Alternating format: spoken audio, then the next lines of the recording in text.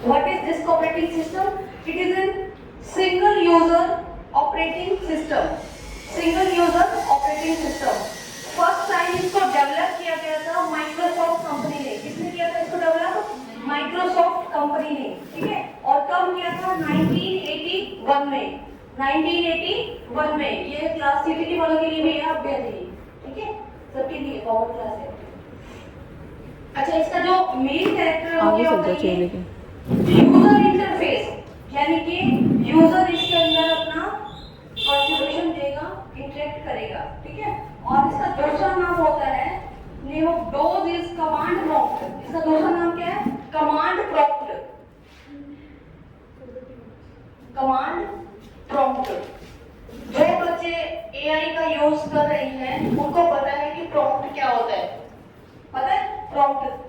आपको एक प्रोसेस बताई जाती है, कुछ भी आप एआई से करवाना चाहते हो तो एक स्टेप्स होते हैं कि आपको इसके बाद ये करना है, इसके बाद ये करना है, तो उन स्टेप्स को हम किसके थ्रू बताते हैं? प्रॉम्प्ट के थ्रू बताते हैं, ठीक है। तो जो आपका डोज है, dose stands for disk operating system, और डोज सॉफ्टवेयर डेवलप किया था माइक्रोसॉफ्ट ने।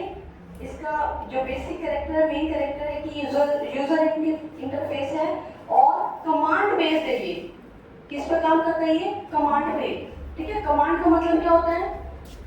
किसी को कुछ इंस्ट्रक्शंस देना। क्या देना? इंस्ट्रक्शंस देना, ठीक है। MS DOS was introduced by Tim Peterson. जिस पर्सन ने इसको डेवलप किया उसका नाम क्या था? TIM, Tim Peterson. अगस्त 1981 और IBM कंपनी के थ्रू किया गया था, ठीक है, और डेवलप बाय माइक्रोसॉफ्ट। अब इसमें कमांड के टाइप के होते हैं। पहली आती है आपकी इंटरनल कमांड, ठीक है। टाइप्स ऑफ कमांड में कितनी करेंगे हम? 2 टाइप की कमांड आती है। हमने पढ़ा ना कि कमांड प्रॉम्प्ट है ये, तो इसमें कमांड जो दी जाती है उसके 2 टाइप आ जाएंगे। One is internal command, internal command, another is external, external commands and internal command. अब पढ़ते हैं इंटरनल कमांड क्या होती है। इंटरनल कमांड वह कमांड है जो कंप्यूटर के स्टार्ट होने के साथ ही बूटिंग के दौरान मेमोरी में लोड हो जाती है।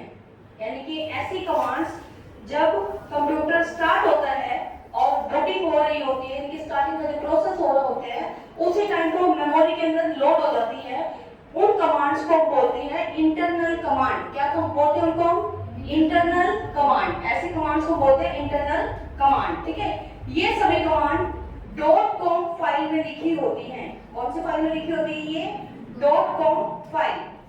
ये जो सारी फाइल्स हैं किस में लिखी होती है? .com फाइल में, ठीक है। किस में लिखी होती है? ये .com फाइल में लिखी होती है। इन कमांड्स को किसी बाहरी फाइल सपोर्ट की आवश्यकता नहीं होती, मतलब एक्सटर्नल कोई फाइल इनको नहीं चाहिए, ये कंप्यूटर के अंदर ही है, ठीक है। यह सभी कमांड्स फाइल और फोल्डर को मैनेज करने के काम आती हैं। इनका वर्क क्या है?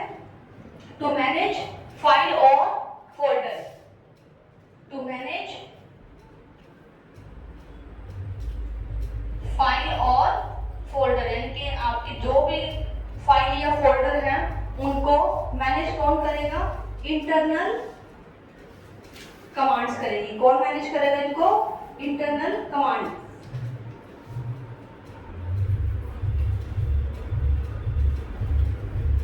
ठीक है। उसके बाद आता हमारा एक्सटर्नल कमांड। एक्सटर्नल कमांड क्या होती है? External commands are used to perform some advance task. देखो, जनरल जो टास्क है, नॉर्मल जो टास्क है वो किसने परफॉर्म कर दिए? इंटरनल कमांड्स ने। यानी कुछ स्पेसिफिक रहते हैं हमारे, यानी कि हम कह सकते हैं जो नॉर्मल से हटके थोड़े हैं, एडवांस टास्क है, उनको परफॉर्म करने के लिए कौन सी कमांड्स आएंगी? एक्सटर्नल कमांड्स आएंगी। कौन सी कमांड होगी? External command. These commands are not stored in command.com, ठीक है। ये किस में थी? command.com में फाइल में थी, और ये कौन सी होगी? command.com फाइल में नहीं होगी, ठीक है। ये command.com फाइल में नहीं होगी। तो साथ में लिख लो पहले इसमें हिंदी में। एक्सटर्नल कमांड कुछ स्पेशल टास्क परफॉर्म करने के काम आती है। एक्सटर्नल कमांड कुछ स्पेशल टास्क परफॉर्म करने के काम आती हैं। ये कमांड क्या बोलो, स्पेशल टास्क, टास्क यानी काम, स्पेशल टास्क परफॉर्म करने के काम आती हैं। बाइलिंगुअल ठीक है ना, हिंदी इंग्लिश का मिक्सर, ठीक है।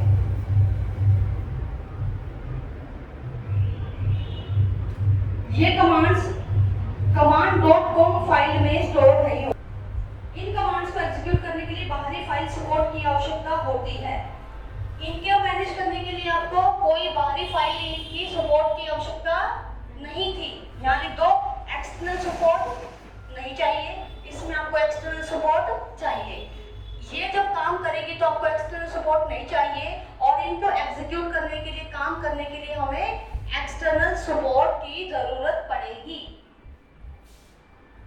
अच्छा ये बताओ, इसमें कोई डाउट है तो बताओ, इतना समझ आया? क्या समझ आया, डाउट बताएगा। पहले मुझे ये बताओ, डिस्क ऑपरेटिंग सिस्टम किस किस को समझ आया है? आ तो गया, क्या समझ आया है वो तो मुझे पता, आपको जो जितना मैंने बोला ना वो आपको समझ आया है, लेकिन आपने इससे कंक्लूजन क्या ड्रॉ किया है? आप किस कंक्लूजन पे आए कि मैं क्या पढ़ा रही हूँ आपको? क्लास सुनने में अच्छी लग रही है, इसका मतलब समझ में आ रहा है, लेकिन एक्सप्लेन तो नहीं कर पा रहे आप। हमने यही तो पढ़ा है कि डिस्क ऑपरेटिंग सिस्टम क्या होता है, बूटिंग टाइम पे हम जो भी कमांड्स वगैरह देते हैं कंप्यूटर को, ठीक है, जब वो स्टार्ट होता है तो उस टाइम कुछ कमांड्स की रिक्वायरमेंट होती है, उन्हीं के बारे में हम पढ़ते हैं, ठीक है, कि वो दो टाइप की होती है, क्या होती है, इंटरनल और क्या होती है, एक्सटर्नल। ये डायरेक्ट मेमोरी में लोड हो जाती है और ये जल्दी नहीं होती, इनको एक्सटर्नल सपोर्ट की कोई जरूरत नहीं है, इनको एक्सटर्नल सपोर्ट चाहिए, ठीक है। ये नॉर्मल टास्क परफॉर्म करती है, जैसे कि फाइल फोल्डर को मैनेज करना, और ये क्या करेंगी, एडवांस टास्क को परफॉर्म करेंगी। इतना ही पढ़ा हमने, ठीक है। देन आता है व्हाट इज डायरेक्टरी। अब डायरेक्टरी क्या होती है? एक तो मोबाइल डायरेक्टरी, अपने फोन डायरेक्टरी सुना है, क्या होता है डायरेक्टरी में? एक डायरी सी होती है, आप देखो, आपने डायरी देखी है, डायरी मार्केट से परचेज भी की होगी, उसमें कुछ कॉन्टैक्ट नंबर होते हैं, कुछ कोड होते हैं, स्टेट कोड हो गया, सिटी के पिन कोड हो गए, किसी हॉस्पिटल वगैरह की नंबर हो गई, इस टाइप से होता है ना, हेल्पलाइन नंबर भी बहुत मोस्टली समझ जाते हैं। तो वो क्या डायरेक्टरी है, कि डेटा का कलेक्शन है, ठीक है। तो directory is collection of files and सब डायरेक्टरीज, ठीक है। डायरेक्टरी क्या होती है? डायरेक्टरी को हम फोल्डर भी कह सकते हैं, डायरेक्टरी को हम फोल्डर भी कह सकते हैं। एक डायरेक्टरी बहुत सी फाइलों और सब डायरेक्टरी का कलेक्शन होता है। एक डायरेक्टरी क्या होती है? बहुत सी फाइलों और सब डायरेक्टरीज, यानी उसके अंदर भी सब डायरेक्टरीज हैं, सब कलेक्शन है, ठीक है, उनका कलेक्शन होता है।